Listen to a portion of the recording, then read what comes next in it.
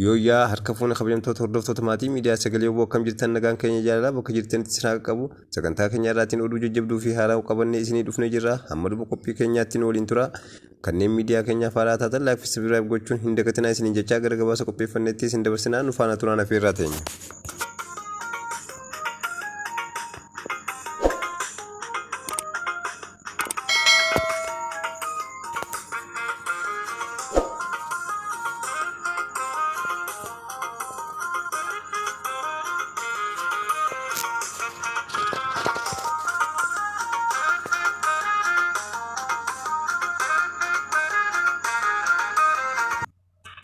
Itoophiyaa keessa carraan araara habdatame tursunilleen kufuun biyyattiin gar warwaraans isa mata'ee marsibiraatiif seena jiraachuusiin dubbatama. Gaareen biltsiginnaa ta'abii Ahmadiitiin durfamtu jaarrolee araara qopheeffadhe jiriyoo jettu. TPLF Dabratsiyoon immoo jaarroleen araaran jirtu suma waraani Itoophiyaa dhabanaas jechuun himaati. Waraanni Tigraay miidiyaalee naannichaatiif mootummaan kaabar deddeebiin finfinnee himaati. Miidiyaaleen jiddu galeessaa raayyaan ittis biyyi Itoophiyaatiif mootummaan biltsiginnaa TPLF balaaleffat. Waraanni kun dhaabbate nagaan akka buuf Ameerikaaf warrooti lixa akka madhammahaa turaniis gareen lamaan jechuun mootummaa biltsiginnaatiif gareen Tigraay miidiyaaleef jechootaan waladhaa turan. Geetaachoo Raddaa Tigraay irraa Dr. Laggasa Tulluutiif Billeen Suyyum immoo Finfinnee irra waluma machaa'uun Arsii araara gamta Afrikaa ta'uu baannaan du'e dhabamaayyaatti Finfinnee tur. Maqaleen immoo gamtaan Afrikaa naga buusuuf umnalli amantummaalleen qabaat jechuun mormii. Qarqaarsi namooma danq tokko malee Tigraayitti imalaa jiraachuu miidiyaaleen Abiy Ahmad EBC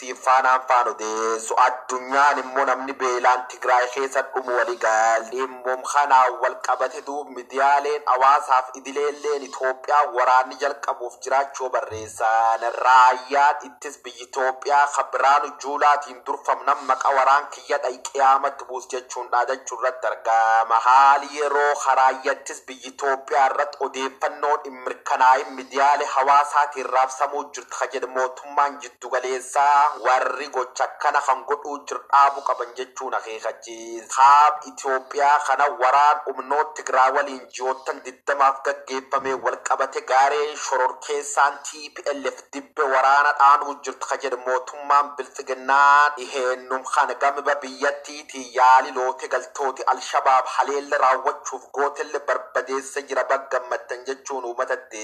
Garee Alshabaab lo'ee akka seenu taasisan irratti tarkaanfiin fudhatameen humni namaa fi meeshaaleen waraana isaanii barbadaa'uun ni yaadatama. Dhimmi teeknika mariin diigame jira. Raayyaan ittis biyya humni isa siksu irratti argama. Mootummaan federaala meesha gugurdaan Tigraay aleela jira yaadutu jedhan kan miidiyaala hawaasarra naanneffaman sob ta'u heeribsi qoone. Deeggartooti TPLF maqballeessi raayyattis biyyi Itoophiyaa irra godhuu jiran jechuun himaati. Miidiyaale biyya keessa tokko tokkoof fayyadamtooti miidiyaale hawaasa himati diigata wal harka fuudhana farsu irratti argamu. Miidiyooti biyyoota alaalleen akkanuma diinni asiin bahe asiin galeen humnooti fira asiin baane asiin galan odeeffannoon jettu goonkuma qabiyya oduu ta'uu hin dandeettu ka jedhu ibsi kun. Ulaagaalee miidiyaaleen irratti hojjechuu qabaniif dhiisanillee barbaloomsa lafaa haal qabatama waraani biyyattii gubba jira akkuma armaan duraa barbaachisa gaaf ta'etti kan kajedhu ministeerri waraan Itoophiyaa namooti odeeffannoo mirkanoomne waa'ee raayyattis biyyi Itoophiyaa odeessitan seeraan isan gaafadha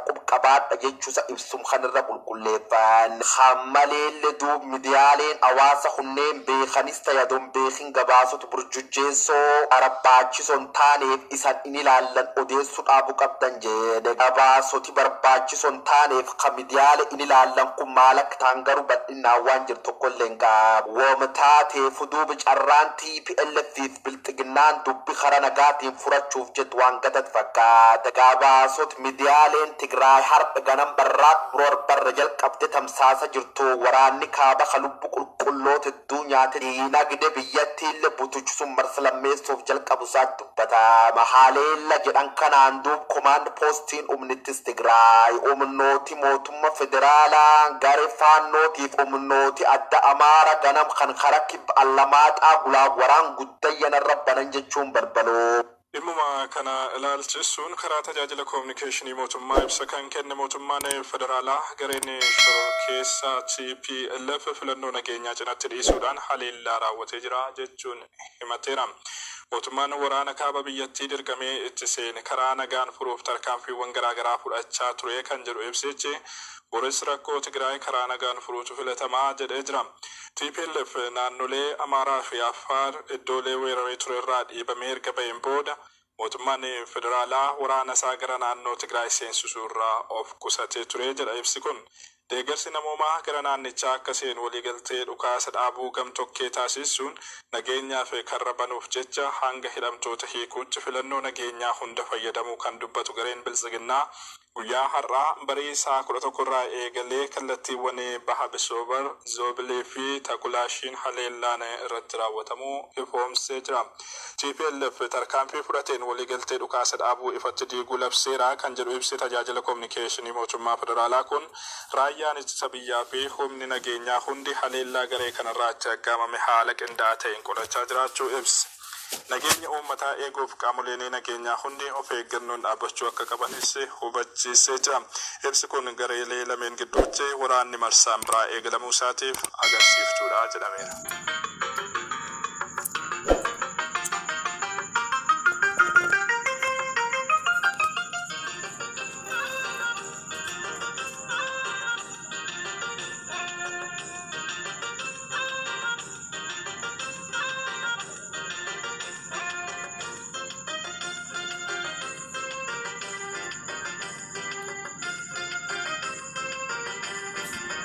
Godinaalee Oromiyaa hongeen miidhaman 8 keessatti dubartoonni fi daa'imman sababa hongeetiin miidhamaa jiraachuu gabaasaaleen garaagaraa mul'isan.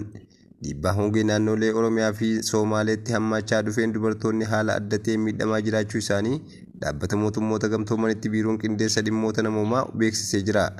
Addis istaandardii xiinxala qabatee ba'een godinaalee Oromiyaa 8 jechuun Baalee, Baalee Bahaa, Boorana, Gujii, Gujii Lixaa, Harargee Bahaa, Harargee Lixaa, Shawaa Bahaa akkasumas naannoo Somaalee godinaalee 10tti hongeen miidhaa cimaa dhaqqabsiisaa jira. Hongeen babal'achaa adeeme kun du'a hedduu fi namoota baay'ees godaansaaf saaxilee jira. Dhiibbaan dinagdee, qaala'insi gatii, dhumaatiin beeyladaa fi hir'achuun oomishaalee qonnaa madda galii hawaasaa bal'aa hubuun namoonni godaansaaf akka saaxilaman taasisee jira jedhan gabaasni Addis istaandardi. Dhiibbaa hongee naannolee Oromiyaa fi Somaaleetti hammaachaa dhufeen dubartoonni haala adda ta'een miidhamaa jiraachuu isaanii dhaabbata mootummoota gamtoomanitti biiroon qindeessa dhimmoota namoomaa beeksisee jira. Godinaalee hongeen hubaman kanneen keessatti sababa beela hamaatiin dubartoota irraa ulfi bahuu, du'aa da'uu fi daa'imman du'uu mudachaa jiraachuu gabaasaaleen mul'isaa jiru. Kunis xiyyeeffannoo gad aanaa mootummaan hongeef laate agarsiisa. Iddoowwan miidhaan hongee mudate keessatti dubartoonni bishaan waraabuuf sa'aatii 18 ol miilaan deemuuf dirqamaa jiru. Dubartoonni beelaan qaamni isaanii dhukkuba daddabachuu waan hin dandeenyeef ulfi irraa bahuun isaan mudataa jira. Godina Baalee Bahaatti sababa kanaan torbaanitti yoo xinnaate dubartoonni 7 hanga 10 gara hospitaala godinaatti yeroo geeffaman argeera jechuun hojjetan tajaajila yaalaa hatattamaa godina Baalee Bahaa Addis istaandarditti hime. Dubartoonni ulfa dahuuf humna hin qaban gara hospitaala Ginniir geessuuf kiiloomeetira 90 hanga kiiloomeetira 120 deemuun yeroo hospitaala ga'an doktoroonni haadha qofa baraaruu danda'u jedha hojjetan tajaajila fayyaa hospitaala Ginniir kun. Sababa hongeetii fi mootummaan tarkaanfii fudhachuu dhabuutiin haalli jiru ulfaataa waan ta'eef ogeeyyiin fayyaa naannolee gammoojjii kanaa badaa akka jiran gabaasichi eeree jira. Godinichatti yeroo ammaa daa'imman hanqina midhaan nyaataa hamaaf saaxilaman lakkoofsi isaanii dabalaa jira. Godina Booranaatti itti gaafatamaan hospitaala Meegaa Dr. Godaanaa Halaakee hospitaalli Meegaa namoota hanqina nyaataatiin miidhaman gargaaraa akka jiru dubbate. Akka waliigalaatti godina Booranaa keessa hanqinni nyaataa daa'imman ganna 5 gadii qofa osoo hin taane nama hunda miidhaa jiraachuu hime. Keessumaa haadholii ulfaa daa'immanii fi jaarsoliin hubamanii hospitaala Meegaatti yaalamaa jiru jechuun hime. Akka gabaasti dhaabbata dhimma daa'immanii irratti hojjetu UNICEF gurraandhala 2022 ba'ee ibsutti dubartoonni ulfaa fi harma hoosisan 100,000 ol hongeen miidhamanii gargaarsa hatattamaa barbaadu.